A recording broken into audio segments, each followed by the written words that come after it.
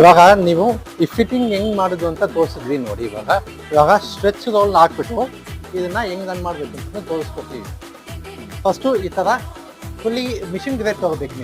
ನೀವು manual grade ತಗೋಬಹುದು, but ಏನಂದ್ರೆ ಟೈಟ್ ಕಡಿಮೆನೇ ಬರುತ್ತೆ. ತುಂಬಾ ಜಾಸ್ತಿ ಇಟ್ಟರೆ ನಿಮಗೆ ಕಟ್ ಆಗಿಬಿಡುತ್ತೆ. ಸೊ ಇದಕ್ಕೆ ಮಿಷಿನ್ ಗ್ರೇಡ್ ಬರುತ್ತೆ. ಮಿಷಿನ್ ಗ್ರೇಡ್ ಸ್ಟ್ರೆಚ್ನ ನೀವು ಹಾಕೋಬೇಕು. ಫಸ್ಟು ಇದನ್ನ ಲೂಸ್ ಮಾಡ್ಕೊಳ್ಳಿ. ಲೂಸ್ ಮಾಡಿಬಿಟ್ಟು ಈ ಲಾಕ್ನ ರಿಮೂವ್ ಮಾಡಿಬಿಡಿ. ನೆಕ್ಸ್ಟು ಇದನ್ನ ಫುಲ್ ತೆಗೀರಿ. ಫುಲ್ ತೆಗೆದಾದ್ಮೇಲೆ ಈ ಪೀಸಸ್ ಎಲ್ಲ ತೆಗೀರಿ. ಈ 3 ಪೀಸು ತೆಗಿಬೇಕು.